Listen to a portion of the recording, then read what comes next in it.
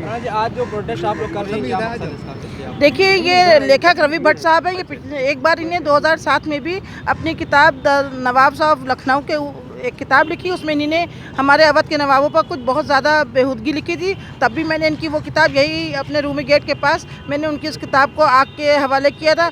कल फिर इन्होंने नवभारत टाइम्स में 4/1/2021 का जो कल का नवभारत टाइम्स है, इन्होंने लिखा है कि बेगमें जो अवध की जो बेगमें थी वो रिश्वत लेती थी।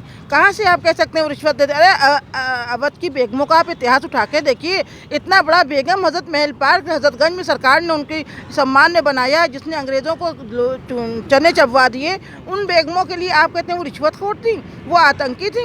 अरे कहाँ से आतंकी थी? रवि भट्ट माफ़ी मांगे। आज हम लोग उनकी FIR भी करेंगे, इसलिए कि दोबारा ये रवि भट्ट बार बार ये नवाब और बेगमों को ये तौहीन करते हैं। नवाब और बेगमों और महिलाओं की तौहीन हमसे बर्दाश्त नहीं होगी। किन बेगमों का उसमें जिक्र है उनके लिए? उसमें उन्होंने कुद्दूसिया बेगम, अवध के दूसरे बादशाह नसीरुद्दीन हैदर साहब की बेगम थी कुद्दूसिया बेगम।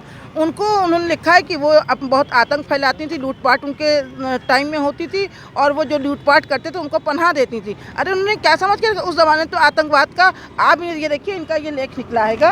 खोलिए इधर से इसको, इधर से ये कैसे उन्होंने ये छाप दिया? ऐसे कोई उनके हम लोग उनके वंशज हैं। बेगम हज़रत महल के वाहिद अली शाह के, मोहम्मद अली शाह के हम लोग उनके वंशज हैं। हम लोग कैसे ही बर्दाश्त करेंगे? अरे हम क्या, ये सारी महिलाएं सब खड़ी हैं कह रही हैं कि एक महिला के वो जिनका इंतकाल हो चुका, जिनका इतना स्वर्णिम गोल्डन पीरियड रहा, जिन लोगों ने इतनी मदद की, ऐसी इमारतें हिंदुस्तान में लखनऊ में दी हैं जिसको देखने के लिए आज सब लोग आते हैंगे। और उनके घर की बेगमों को आप इस तरह जलील करें। इतने बड़े बड़े इमाम बाड़े बनवाए, मलकाकेश्वर ने कितना बड़ा इमाम बाड़ा बनवाया है। आप ऐसी बेगमों के लिए ऐसा करें? बेगम हज़रत महल ने कितना जंग आज़ादी में कितना उनका योगदान रहा है, आप सब जानते हैंगे। उसके बाद आप ऐसी बात लिखेंगे? ये अंग्रेज़ों से, इनके बुजुर्ग अंग्रेज़ों से प्रेरित होकर ये जो लिखा है, ये उन बातों को गलत सलत आरोप प्रत्यारोप लगाते हैं। इनकी किताबों को सरकार से मैं मांग करती हूँ कि इनकी किताबें जितनी भी हैं ये सब बैन के अवध किससे रिलेटेड जितनी भी इन्होंने किताबें लिखी हैं सब। जी, मुस्लिम धर्मगुरु या शिया धर्मगुरु क्या प्रतिक्रिया इस पर आई है? उनसे कोई बातचीत हुई अभी आपकी? नहीं, मेरी अभी उनसे कोई बात नहीं हुई है, लेकिन मैं जल्दी मौलाना यासूब अब्बास से, मौलाना कल्बे जवाद साहब से जल्दी इसका जिक्र करूँगी कि इस तरह से बेगमों को रुसवाई हो रही हैगी। ये हमारी बेगमें हैं, हमारे देश की हैं, हमारे लिए उतनी है जैसे कि देवी देवताओं को हम मानते हैं, कि भगवान को मानते हैं, अल्लाह को मानते हैं, उसी तरह हमारे लिए ये लोग भी, क्योंकि ये लोग इंतकाल कर गए, इन्होंने कोई ऐसे गलत काम नहीं किए हैं। कि रवि भट्ट बेमतलब के लिए, इसको अकल नहीं है, असल बुढ़ा हो गया, इसकी सटका गए हैं। रवि भट्ट साहब हमसे बहुत बड़े उम्र में, हमें अच्छा नहीं लग रहा उनको करें, लेकिन उन्होंने ऐसी बेहुदा बात लिखी है नवभारत टाइम्स में। उसके साथ साथ हम नवभारत टाइम्स अखबार के संपादक से भी हम निवेदन कर रहे हैं कि प्लीज़ इस तरह के कोई लेख आप कभी ना छापें इतने कंट्रोवर्शियल। अगर ऐसा कुछ छापे तो पहले नवाबों से या बेगमों से इजाज़त लें। हमारी संस्था है बेगमात रॉयल फैमिली ऑफ अवध, हम उसके राष्ट्रीय अध्यक्ष हैंगे, लेकिन इस तरह से बेगमों को जलील या हकीर करना हम कभी बर्दाश्त नहीं करेंगे। सारी औरतें खड़ी हैं, ये सब उनके खिलाफ मुर्दाबाद के नारे लगा रही हैंगी। रवि भट्ट मुर्दाबाद। अभी हम लोग इनके खिलाफ एक एप्लीकेशन देंगे ताकि उनकी FIR हो। हम लोग आज किसको ज्ञापन दे रहे हैं? ज्ञापन नहीं दे रहे हम लोग, सीधे अभी सामने थाने पर जाके FIR के लिए एप्लीकेशन देंगे। और ये हम लोग ने यहाँ पे विरोध प्रदर्शन किया है। आपकी क्या प्रतिक्रिया है? जी, प्रतिक्रिया ये है, जो रवि भट्ट साहब ने जो हमारी अवध फैमिली की बेगम है उनके ऊपर जो इल्ज़ामात लगाए वो सरासर गलत है। उन्होंने नसीरुद्दीन साहब को बोला कि वो भगोड़े हैं, तो ऐसा कहीं नहीं है, वो कभी भी भाग के नहीं गए। और सबसे बड़ी बात ये है कि वो औरतों के बारे में इतना गंदा लिख कैसे सकते हैं? उनको पहले पूरी मालूमात होनी चाहिए। वो एक लेखक हैं, ना कि चलते हुए एक राहगीर जो कि उनको इस तरह की टिप्पणी करना ज़ेबा देता है पूरी औरत कौम के लिए। और फिर वो रिश्वत क्या देंगे किसी को? वो रिश्वत क्या देंगे? वो तो उस फैमिली से बिलोंग करते थे कि जिनको कहा जाता था जिनको न दे मौला उनको दे आसिफुद्दौला, ठीक है। जबकि वो बोलते थे कि नहीं, ऐसा नहीं कहना है, वो मना करते थे इस बात पे। वो रिश्वत लेंगे? जिन बेगम हज़रत महल के बारे में जो ये बात उनकी फैमिली के लोगों के बारे में बात कर रहे हैं, उन्होंने 3 महीना हिजाब में रहकर हाथी पे लड़ के जंग जीती है, उनकी फैमिली के बारे में ये इस तरह से बोलेंगे? अरे शर्म आनी चाहिए इनको।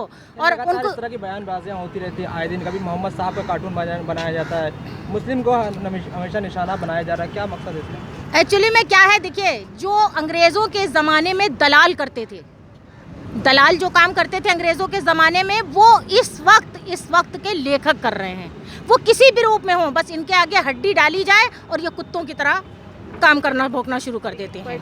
हकीकत ये बात है कि जो उस ज़माने में अंग्रेज करते थे उसका काम ये कर रहे हैं। और यहाँ की नवाबी जो तहजीब हमारी गंगा जमनी तहजीब है, शायद उनको नहीं पता कि बनारस में जो गंगा आरती थी तो वो हमारे ही नवाबों की शुरुआत थी। और जो हमारे भारत सरकार में मछली का जो 2 मछलियों का सिंबल है वो भी हमारे नवाबों की देन है।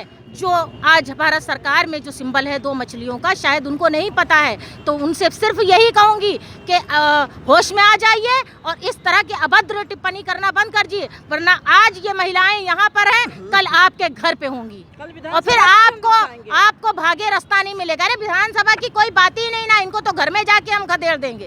यह क्या है, इनको क्या मालूमात है। और रही बात इनकी एक बहन है वो रंग कर्मी है, तो क्या हम उनको गंदे अल्फाजों में बयान कर सकते हैं?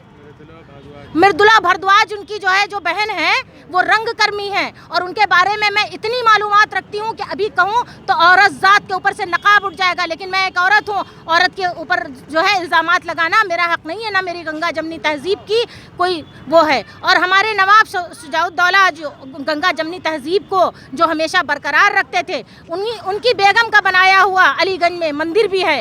आप पहले वो उनसे कहें कि आप पहले मालूमात करें, उसके बाद फिर लेखक करें। ऐसे लेखक 2 टके के हर रोड और चौराहे पर मिलते हैं। और अगर ये सामने आ गए तो जिस तरह की इन्होंने बातें लिखी हैं तो मैं तो जूतों से पीट दूंगी उनको।